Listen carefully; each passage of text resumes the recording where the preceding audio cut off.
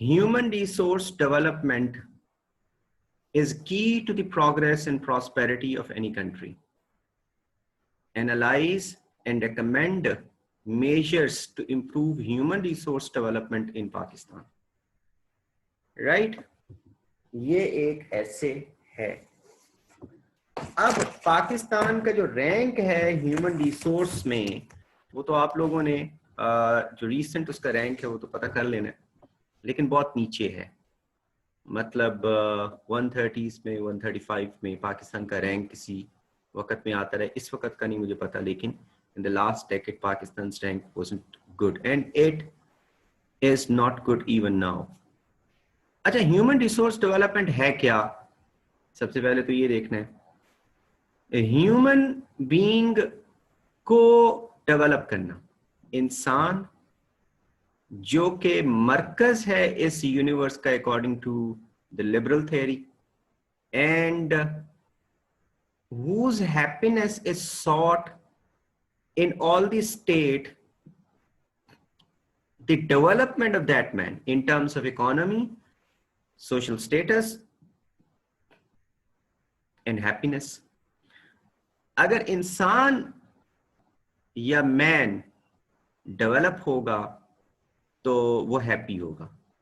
तो जाहिर है आप अगर किसी भी मुल्क की इकोनॉमी को देखते हो तो सबसे इंपॉर्टेंट फैक्टर कि इसकी ड्यूरेबिलिटी कितनी है और ट्रू प्रोग्रेस इसकी हो रही है या नहीं हो रही है, आप क्या देखोगे? आप देखोगे ह्यूमन डेवलपमेंट को, ह्यूमन रिसोर्स डेवलपमेंट को. देखें जी, कुछ होते हैं फिजिकल रिसोर्सेस. फिजिकल रिसोर्सेस वो हैं जो अल्लाह ताला ने आपको दिए हैं. मसलन लैंड, फर्टाइल लैंड है, आपके पास जंगल्स हैं, आपके पास माउंटेन्स हैं, मिनरल रिच हैं, उसके ऊपर फॉरेस्ट्स हैं, आपके पास डेजर्ट्स हैं, आपके पास कोस्ट्स हैं, आपके पास और अल्लाह ताला की दी हुई बहुत सारी वेल्थ है. इसको कहती हैं फिजिकल वेल्थ या physical resources which Allah Almighty has bestowed upon us. And this is true in case of Pakistan. Pakistan is rich in resources, in physical wealth, in physical resources. लेकिन उन physical resources से generate होने वाला जो पैसा होता है वो आप लगाते हो इंसान की डेवलपमेंट के ऊपर ताकि वो खुश हो सके, तो फिर उसकी डेवलपमेंट होती है. एक इंसान की डेवलपमेंट मेन तो एजुकेशन से पता चलती है, कितनी क्वालिटी एजुकेशन है, कितनी रिफाइनमेंट है उसमें, और हेल्थ से पता चलती है कि उसकी हेल्थ कितनी अच्छी है. तो ये दो सेक्टर्स बहुत इंपॉर्टेंट होते हैं. ये सोशल सेक्टर्स हैं and they are directly related with the human resource development. The first one is education. The one must be, truly educated man. Or second one is health. अब health जो है, it's not just medication, hospitalization. It's also related with environmental things. If environment is good, child's health or his growth goes well. उसके पास parks हैं, उसके पास खेलने के लिए बहुत सारी चीज़ें हैं, उसकी सीवरेज का निज़ाम ठीक है, उसके गटर नाली बहते नहीं हैं, उसकी रोड्स ठीक हैं, प्लांटेशन सही है, कार्बन एमिशंस बहुत ज़्यादा नहीं है, आपकी एयर क्लीन है, आपका वाटर क्लीन है, आपका फूड प्योर है. ये सारी चीज़ें हेल्थ से रिलेटेड हैं. और फिर दूसरे नंबर पर एजुकेशन. अगर आप फिजिकल वेल्थ से आने वाला पैसा नहीं लगाते हैं ह्यूमन बीइंग के ऊपर तो आपके फिजिकल वेल्थ भी जाया हो जाएगी. Your physical resources will go wasted if you do not develop human being. So human capital and human resource actually once developed taps the potential of the physical wealth. नहीं तो अगर उसको पता ही नहीं है तो आपके पास कितने मर्जी पड़े हैं नेचुरल रिसोर्सेज, वो टैप ही नहीं कर पाएगा. उसके पास इतनी स्किल ही नहीं है. और फिर उसके बाद मैं एक्सेप्ट कर लूं कुछ की रिक्वेस्ट। अच्छा, तो उसके पास वो सारी चीजें नहीं है। जैसे पाकिस्तान के पास जो है वो जो है इतनी स्किल ही नहीं है कि अपने रिसोर्सेज को खुद से टैप कर सकें। वो स्किल कौन बनाता है, वो क्रिएटिविटी कौन लेके आता है, वो ह्यूमन रिसोर्स लेके आता है। ह्यूमन बींग्स, अगर उसका जहन क्रिएटिवली डेवलप है एजुकेशनल सिस्टम में, अगर एजुकेशनल सिस्टम अच्छे हैं उसके, और वो नई नई इनोवेशंस लेके आते हैं, उन रिसोर्सेस से आगे क्या करना है, उन रिसोर्सेस को किस तरीके से इस्तेमाल करना है। आपकी सारी इकोनॉमी आइडिया बेस्ड है, और आइडिया क्रिएटिविटी से आता है, और क्रिएटिविटी जो तख्लीक है वो जहन से आती है, और वो एजुकेशनल सिस्टम में आपको प्रॉपर एजुकेशन के साथ है। फिर हम कह सकते हैं human resource development. Human resource development is directly related with happiness. Human resource development is directly related with the good state of education and health in the country. Human resource development is related with equal distribution of wealth in the country. I mean, equal distribution of wealth कैसी होगी? आप physical resources को manipulate करो, पैसा generate करो, और लोगों पे लगाओ, सोसाइटी में लगाओ, तो इक्वली डिस्ट्रीब्यूट हो। एक सड़क जो जा रही है गांव में से निकलकर, तो यानी सरगोदा से जा रही है, और फिर गांव 4-5 गांव उसमें से आ जाती हैं, उस सड़क वो सारे गांव को मिलाती है मोटरवे के साथ, तो ना सिर्फ अमीरों को फायदा होता है बल्कि वो गांव के सारे गरीबों को फायदा होता है। उस गांव के हर घर की इकोनॉमी बेहतर हो जाती है, उसकी कीमत बढ़ जाती, 10-10 लाख रुपए बढ़ गया, रिसोर्स वेल्थ डिस्ट्रीब्यूट हो गई। इसको कहते हैं वेल्थ डिस्ट्रीब्यूशन। आपने अच्छे स्कूल्स बना दिए, ना सिर्फ रिच पढ़े गरीब भी पढ़े, वेल्थ डिस्ट्रीब्यूशन। आपने अच्छे हॉस्पिटल्स बना दिए, अमीर भी फायदा उठाएंगे गरीब भी, रिसोर्स डिस्ट्रीब्यूशन। आपने अच्छे पार्क्स बना दिए, आपने क्लीन वाटर, क्लीन एयर, और उसके अलावा आपने फूड जो है प्योर दिया, क्या होगा? रिच का बच्चा ही सिर्फ सांस नहीं लेगा, गरीब का बच्चा भी सांस लेगा। आपकी वेल्थ डिस्ट्रीब्यूशन, तो वेल्थ डिस्ट्रीब्यूशन से ही ह्यूमन रिसोर्स डेवलपमेंट आती है, वेल्थ डिस्ट्रीब्यूशन से ही, और यही की है प्रोग्रेस और प्रॉस्पेरिटी की इन अ कंट्री। तो हम ये पहला वाला अभी डिस्कस कर रहे हैं, ये वाला, इसको मैं जरा अंडरलाइन कर लूं। तो अगर आपने किसी मुल्क की इकोनॉमी की ड्यूरेबिलिटी को और उसकी सोसाइटी की पायदारी को देखना है, तो आप उसका जीडीपी ना देखें। जीडीपी से पता चलेगा अच्छा यार इस साल इसने अच्छा परफॉर्म किया, बेहतर चल रहा है। जीएनपी ना देखें, अच्छा यार कुछ सालों से बेहतर चल रहा हो सकता है कि इनकी लीडरशिप अच्छी है, रिफॉर्म्स अच्छी हैं, पॉलिसीज अच्छी। लेकिन ड्यूरेबिलिटी, क्या ये 50 साल, 60 साल, 70 साल तक इसी तरीके से रहेंगे, ये नहीं पता चलता। तो आप उसका पर कैपिटा इनकम ना देखें, पर कैपिटा इनकम से कुछ पता नहीं चलता। हो सकता है वहां पे चंद एक इंतहा के अमीर लोग हो, बाकी सारे गरीब गरीब, तो वो अगर आप तकसीम करें वेल्थ को, तो पर कैपिटा इनकम अच्छी हो जाती है। ये फिगर्स हैं, ये क्या है? ये इकोनॉमिक स्टैट्स हैं। They do not tell the real state of the people, whether the people are happy or not, whether the people are being developed in that society or not, whether distribution of wealth is equal or not. How can you come to know about it? You will count the middle class, lower middle class, और upper middle class, और दरमियान वाली middle, what ever middle class है, आप उसको count. अगर वो ज्यादा है गरीबों से, अगर वो ज्यादा है गरीबों से, तो इसका मतलब है कि वो सोसाइटी हैप्पियर सोसाइटी है, वहां पे रिसोर्स डिस्ट्रीब्यूशन इक्वल है, वहां पे ह्यूमन डेवलपमेंट हो रही है। इसीलिए तो गरीब डेवलप कर करके तो रिच में आ रहा है। इसको कहते हैं social mobility, vertical social mobility. यानी गरीब है, जंप मार के तो वो मिडिल क्लास में आ रहा है, रिच नहीं बना। वो सोसाइटी जहां पे रिच बनते हैं, तो याद रखें कि रिच थोड़े ही होते हैं और गरीब बहुत ज्यादा होते हैं। और जब गरीब बहुत ज्यादा होते हैं तो फिर वो society is ripe for rebellions, for civil wars, for extremism, terrorism, crimes, political instability, economic regression, वो कंट्रीज उसमें, क्योंकि ये सारा फूड इन सारी रिबेलियंस, उन सारी एवल्स के लिए कहां से आता है? वो यूजलेस पॉपुलेशन जो अनएजुकेटेड है, जो अनवांटेड है, जो गरीब है, और वो फिर अमीरों से खींचने की कोई, क्योंकि उनके पास है नहीं है तो जार चोरी करके खाएंगे। तो फिर इसका मतलब ये है कि वो सोसाइटी इतनी पाए, क्योंकि वहां पे खुश नहीं है लोग, the people are not happier. तो व्हाट, कैसे की टू द प्रोग्रेस है ह्यूमन रिसोर्स डेवलपमेंट? हमें पता चलता है कि मिडिल क्लास जनरेट हो रही है। इस्लाम का जो सिस्टम है बड़ा सिंपल सा सिस्टम है, कोई लंबी चौड़ी इकोनॉमी नहीं है, सिंपल सिस्टम है इसका। इस्लाम का सिस्टम है सिर्फ मिडिल क्लास जनरेट करो, रिच से लो। कैसे लो? ऐसे नहीं कि खींच खींच के लो, मार मार के लो, जैसे भुट्टो ने किया था, सबसे पैसा खींच लिया था, उनकी सारी इंडस्ट्रीज ही स्टेट के अंडर कंट्रोल में कर दी थी।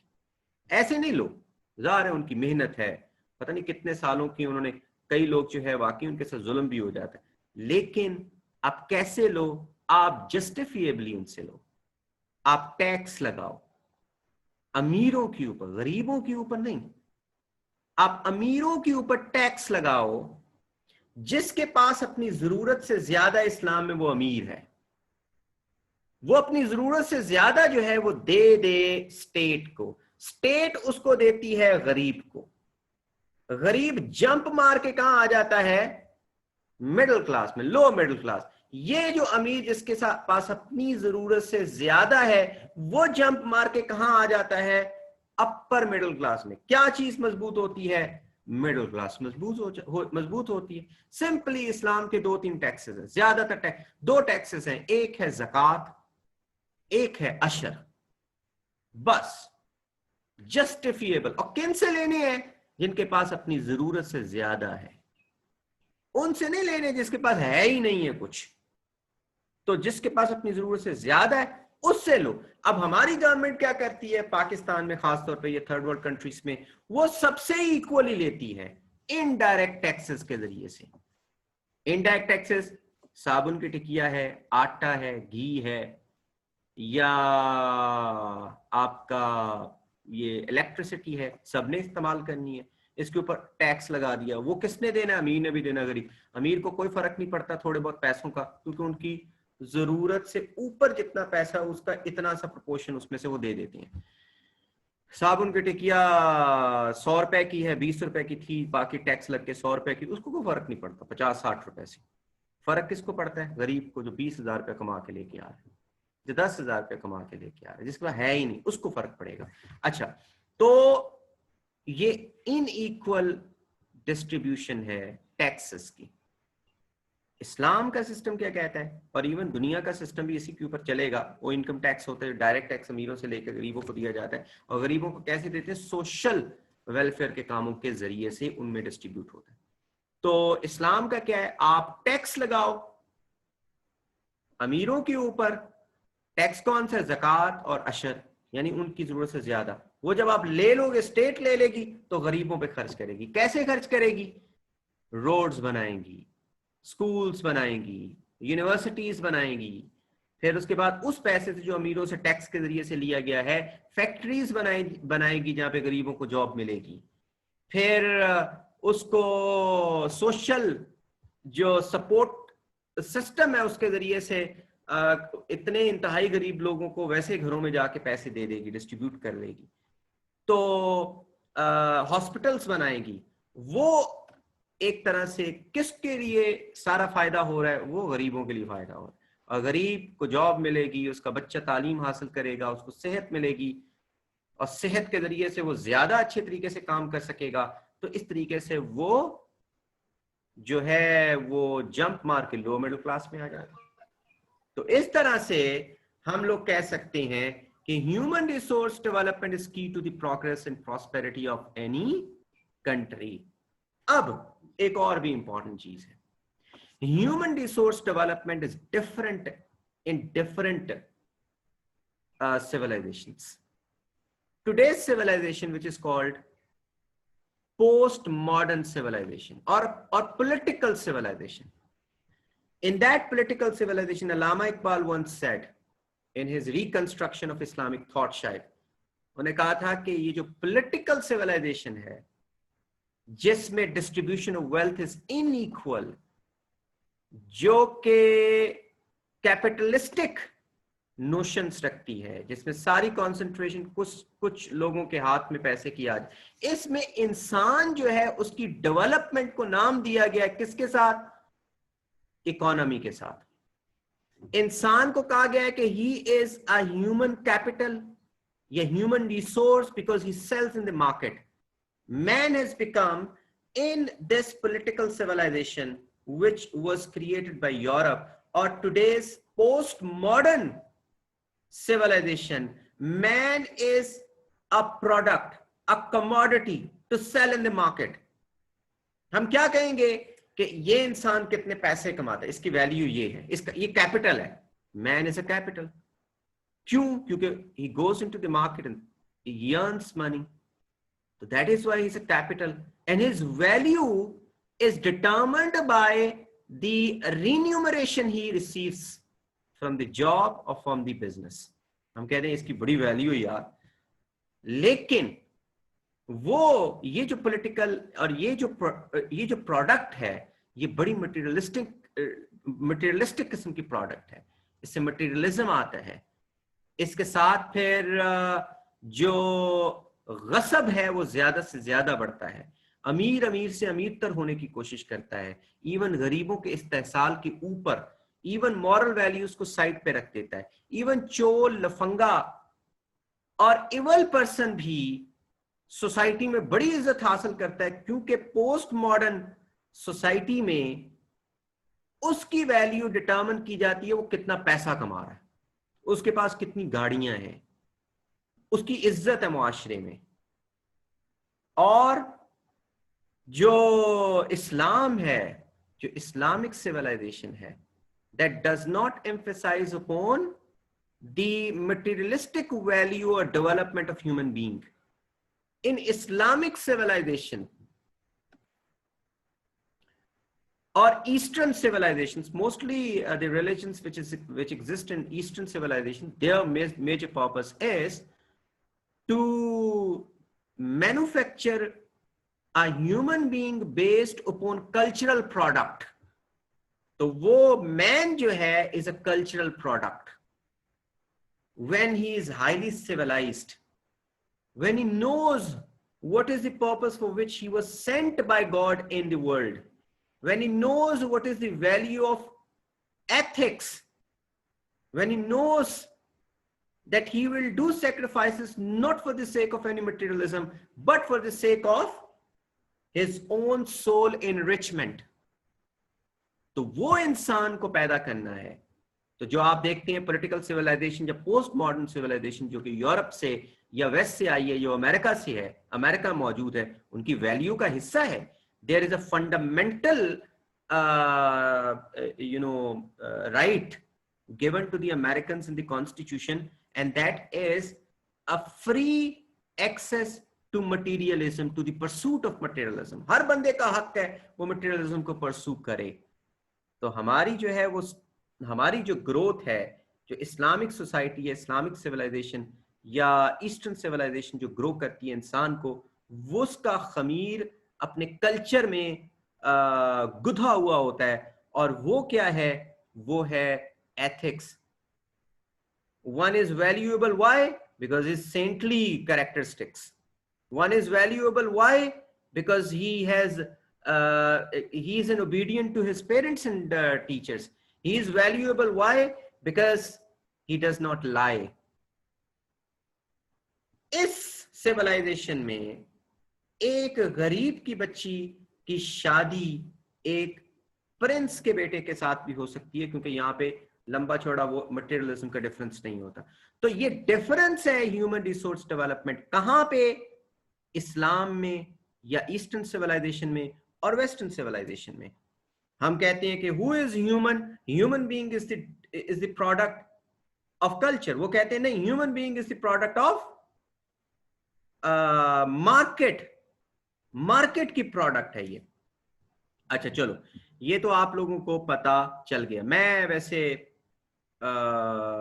इन दोनों चीजों के हक में हूं।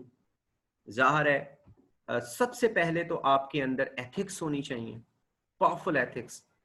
आपने देखा नहीं पाकिस्तान में या मुख्तलिफ थर्ड वर्ल्ड कंट्रीज में, इवन प्रोग्रेसिव कंट्रीज के अंदर भी, जो जिसके पास एथिक्स नहीं होती हैं वो ऑक्सफोर्ड यूनिवर्सिटी से पढ़ के आ जाए यहाँ पर वो गंद मारता है बहुत ज्यादा पाकिस्तान में, या जहां पर भी उसको मौका मिलता है।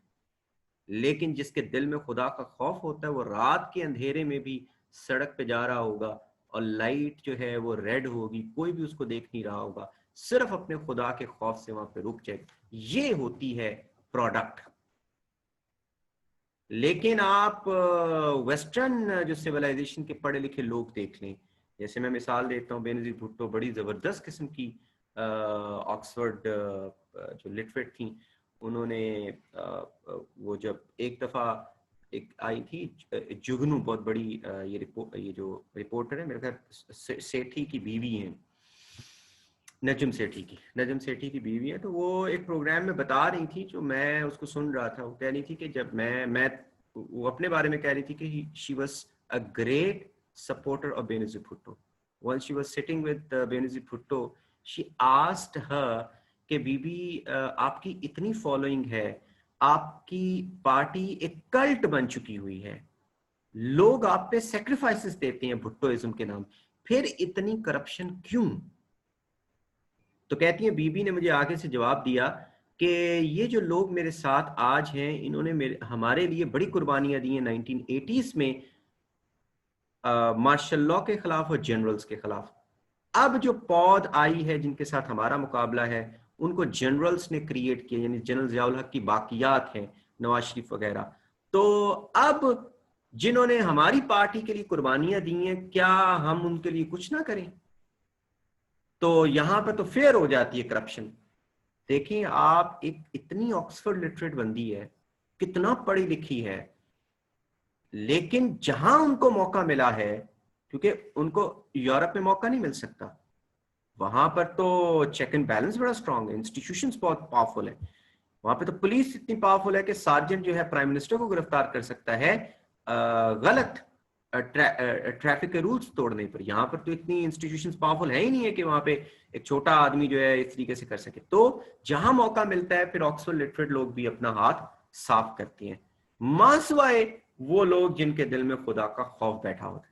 तो जाहिर है ये डिफरेंस है ह्यूमन रिसोर्स डेवलपमेंट। तो ह्यूमन रिसोर्स डेवलपमेंट से आपकी इकोनॉमी बेहतर होती है, ठीक है, आपकी जो फिजिकल रिसोर्सेज उसको अच्छे तरीके से एक्सप्लॉइट किया जा सकता है। जैसे Pakistan rich in resources but poor in human management, poor in their management. क्यों उनकी मैनेजमेंट में? क्योंकि हमारे पास ह्यूमन रिसोर्स डेवलपमेंट पे हमने फोकस ही नहीं किया है। फिर वहां पे गरीब ज्यादा होते हैं और अनवांटेड चिल्ड्रन बहुत ज्यादा होती हैं, जिससे वो सिविल वॉर्स की तरफ सोसाइटी जाती है। और ह्यूमन रिसोर्स डेवलपमेंट के साथ इक्वल डिस्ट्रीब्यूशन ऑफ वेल्थ आती है। ह्यूमन रिसोर्स डेवलपमेंट ही आपको बताती है कि मिडिल क्लास कितनी पावरफुल है वहां पे सोसाइटी जो है, सिविल सोसाइटी वेल अवेयर है, वहां पे पॉलिटिकल स्टेबिलिटी रहती वगैरह वगैरह वगैरह। तो ये क्या है? Is key to progress and prosperity. आगे एनालाइज एंड रेकमेंड में दूसरा हिस्सा कौन सा है? Analyse and recommend measures to improve human resource development Pakistan. अब बताएं कि क्या क्या आप इसके दे सकते हैं, कौन से मेजर्स हैं, रिकमेंडेशंस क्या हैं आपकी, कौन से मेजर्स हैं जो आप पाकिस्तान में ह्यूमन रिसोर्स डेवलपमेंट को इंप्रूव कर सकते हैं। अब आपने ये सारी चीजें सुनी है तो जाहिर है आपके ज़हन में बहुत सारे मेजर्स आ रहे होंगे कि हमें इन इन एरियाज के ऊपर एफर्ट करने की जरूरत है, जिससे हमें सबसे पहले तो अपने एजुकेशनल इंस्टीट्यूशंस को बड़ा पावरफुल बनाना पड़ेगा, अपने एजुकेशनल इंस्टीट्यूशंस को इक्विप करना पड़ेगा मॉरल एथिकल एजुकेशन के लिए अपनी सोसाइटी की, क्योंकि हमने सोसाइटी को पहले सिविलाइजेशन बनाना है और उसके बाद फिर आप उसको मार्केट इकोनॉमी के लिए तैयार करें। नंबर एक, सबसे पहले तो इसको हमें करना पड़ेगा ह्यूमन रिसोर्स डेवलपमेंट के लिए। एक अच्छी एजुकेशन, एक पावरफुल एजुकेशन, एक प्रोडक्टिव किस्म की एजुकेशन हमें देनी पड़ेगी, यूनिफॉर्म किस्म की हो, क्योंकि एजुकेशन जो है उसकी डिस्ट्रीब्यूशन जो है वो भी इक्वल होनी चाहिए, यूनिफॉर्म होनी चाहिए, मिनिमम स्टैंडर्ड रखना पड़ेगा हमें अपनी एजुकेशन में, जिसमें गरीब का बच्चा भी उभर के सामने आए। हमें सोशल सेक्टर के ऊपर स्पेंडिंग करनी पड़ेगी, अपनी बहुत सारी सेक्रीफाइसेस देकर हमने कुछ सालों के लिए अपने सोशल सेक्टर, क्योंकि सोशल सेक्टर ही ह्यूमन रिसोर्स डेवलपमेंट को जनरेट करता है सोसाइटी में। उसके बाद फिर हम लोग और क्या कर सकते हैं,